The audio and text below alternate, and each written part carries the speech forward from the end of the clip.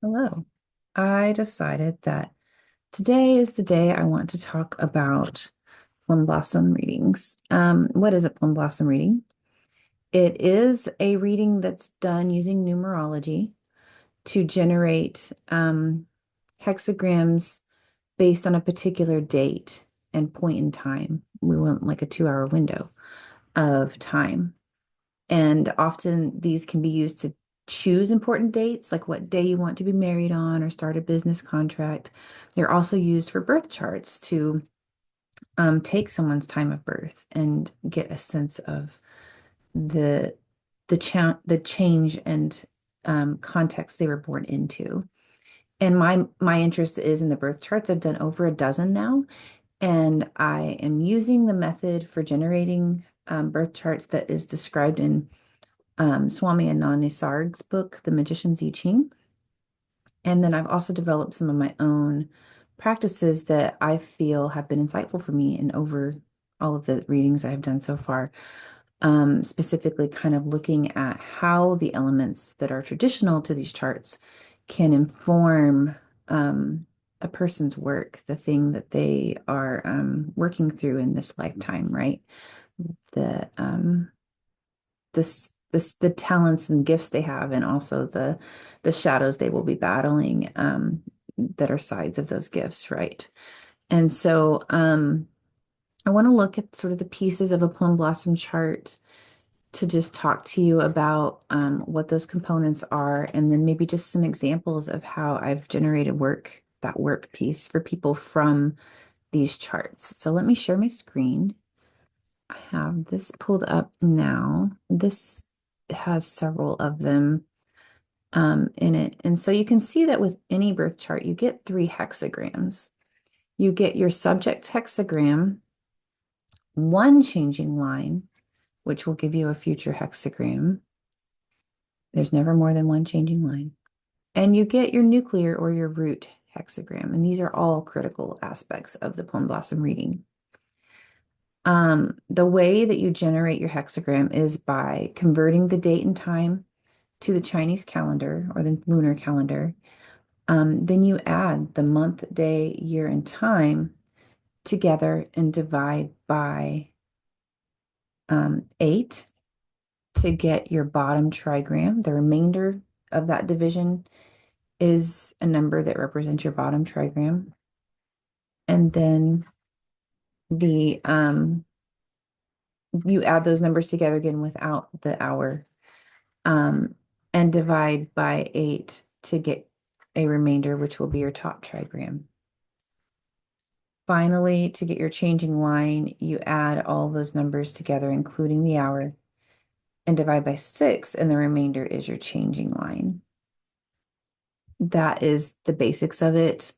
Um, I will just say, I would highly recommend reading the directions in Swami's book. That was just an overview, so you get a sense of the kind of numerology that is used for this. My cat is scratching on the door. That's really annoying. I don't know how much of that you can hear, but it's annoying me. Let's see here. And then your nuclear is derived.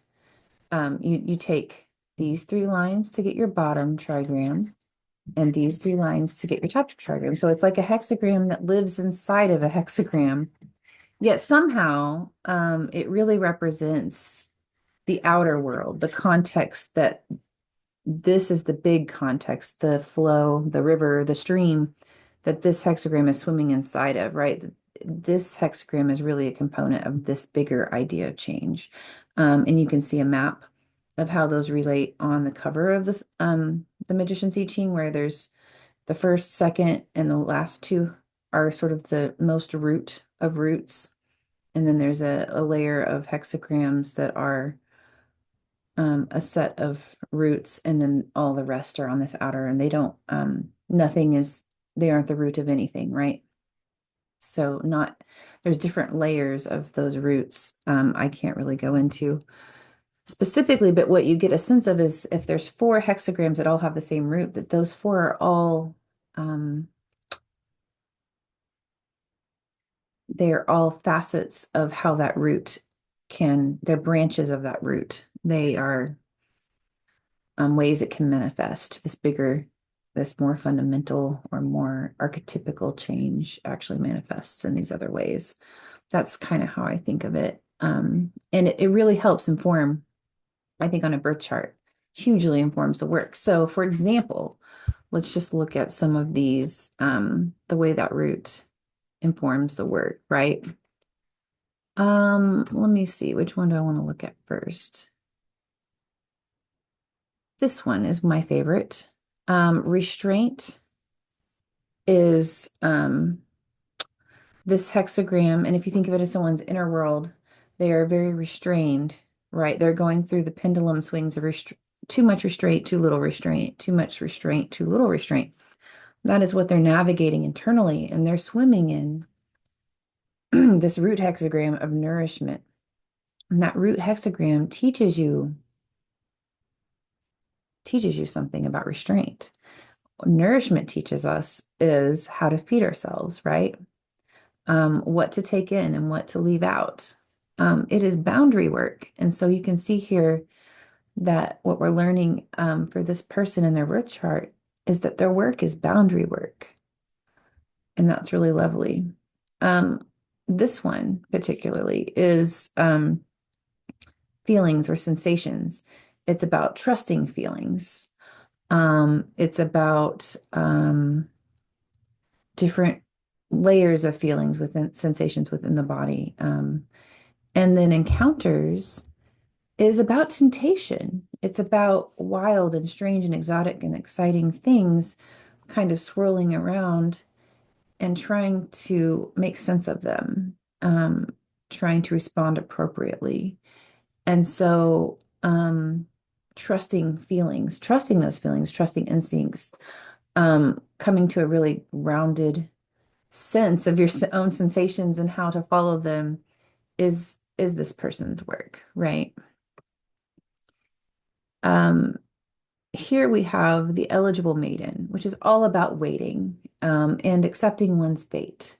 I actually think this one is a particularly helpful example, maybe not so much in determining work, but something you figure out really quick with birth charts because you get this one changing line. And that one changing line represents this period of time in your life that's the most formative. It's a critical event line.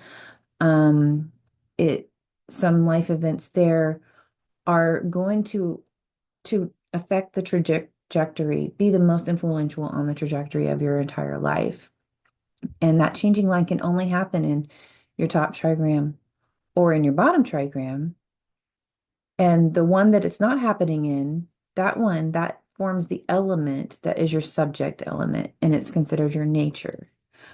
And what this means is that every person's plum blossom chart, their birth chart is going to have them either forming their nature in this first part of their life and having this sort of life-changing period of time event in their second part of their life, the second part of this hexagram. And you can see I've marked the years. So a solid line is 9 years, a broken line is 6 years, and you can kind of get a sense of when things are happening in someone's life with their birth chart through that method.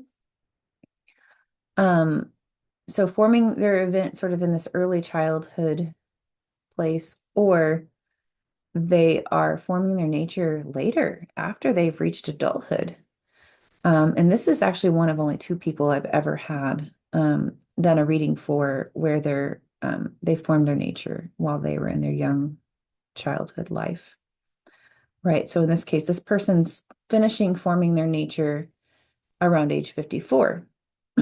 But they had this pivotal event right here in early adulthood. Um, and I love this one because I know this person. I hope that they're name free, willing to let me talk a little about what I learned about them. Is this life event here was a calling into seminary, a calling into great spiritual work, right? And the eligible maiden is that bride, right? And so if you think bride of Christ, right, that's that sort of lady in waiting for union with um, their higher being, right? And so I think this birth chart perfectly like encapsulated this essence of this person's life in a way that was really beautiful.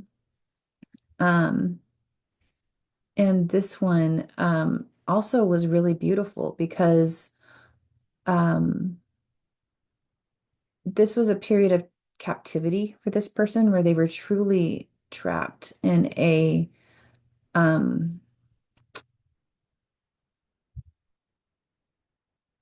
just completely trapped in this community, this very like cult-like community. And so they weren't able to form their nature in this period of this life. And dark injury is very much about just not being hidden, being completely um, oppressed in a way, and then breaking free of that, the timing of breaking free from your captor. So really shooting also about aiming for one's freedom, right? Shooting is the revolutionary war. It's the war in which you win your own freedom. And so this this reading really beautifully captured um this aspect of this person's life. In this particular one, I thought was so interesting as well. So we get resolve in sacrificial bowls. Sacrificial bowls is about preparing an offering for heaven. It's this cooking pot, right, on a flame that's perfectly alchemically producing this offering suitable for the heavens. And resolve is about uncovering things. It's like the lake with the fog, and the fog is lifting. So, oh, now we can see clearly something that we couldn't see clearly before. And this particular reading, the work is about having this gift of being able to see things very clearly. That resolve aspect gives them this gift of being able to see things very, very clearly. But their work with sacrificial bowls is in how to deliver that, how to prepare what they can see in this uplifted way, this way that is worthy for as an offering to someone and not harmful to them. Because if you have a vision that you can see how things could be better or where something is really going wrong, sometimes delivering that is a burden. Sometimes it feels like there's no way to do that, but that is the battle this person is going to be going through their whole lives. Um, this particular chart, I love. Adornment is all about authenticity. It's about the ways we dress ourselves in particular situations to present ourselves in those situations, but also about authenticity. Like, at what point is the adornment obscuring authenticity? Again, shooting is about that um, aiming for freedom aspect, the Revolutionary War. And so when we talk about adornment in relationship to freedom, we have two here. We've seen two plum blossom readings with that same root. Let me go back and see where was the other shooting. I'm going to move it so they're next to each other. So dark injury as this hiding yourself. Adornment is about masking the self. So like not shining at all, shining brightly through this mask. Both aspects of liberating the inner self, being the inner self wants to be free, is aiming for freedom. And these are roots or branches of that strive, right? That fundamental urge or strive to be free. And with adornment, we have an unmasking process to go through in order to reach that ability for the inner self, the most authentic self, to be free. And communication becomes a really critical aspect of adornment. Part of their work is communicating. I'm gonna look at this. I don't want to invade anyone's privacy by revealing, but I actually wrote notes to myself on this particular thing. So bravely moving past the superficial aspects of the self, situations, and others, the hard labor of keeping channels of communication nourishing, clear, and free flowing. If you can do this and avoid falling into self-pity, deliverance or that freedom will be attained and causes of sorrow will disappear. The notes I wrote to this particular person on their inner work or their work that is revealed by this new shooting, this nuclear hexagram, is that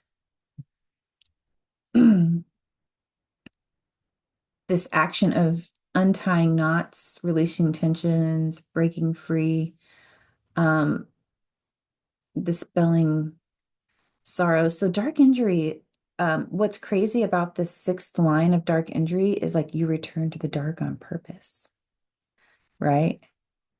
It's like you actually go back to the darkness.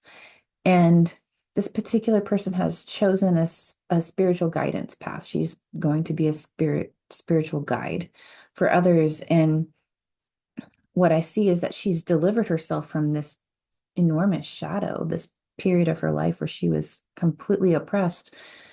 Um, and now has the ability, the gift to help others go into those dark places and liberate themselves as well. And that becomes her work as a result of these two, and kind of joining with each other. I don't remember if I talked about how feeding yourself, it helps you set healthy boundaries when you realize what you give, what you take in. That one was really good. I think I did talk about this one and this one. So I think we're really, I I don't remember if there's other aspects of Plum Blossom that I wanted to go into at this point. I think I got really into the deep end on this particular part, but um this is what I love. I love doing this. I will put information in the description about how you can commission a Plum Blossom reading from me if you would like. I have that information on my website. You can also watch the interview I did with Lugal on Lugal's World, where we did like a 40-minute chat over his chart on his channel. And I'll link that in the description as well. Don't hesitate to subscribe. I hope to continue to generate and share insights as I navigate what I consider to be the extremely exciting world of the I Ching. I know that I have years ahead of me before I will ever even come close to penetrating all of the mysteries and secrets of this text, but I love sharing what I find with you guys. So I hope you'll follow me. And that is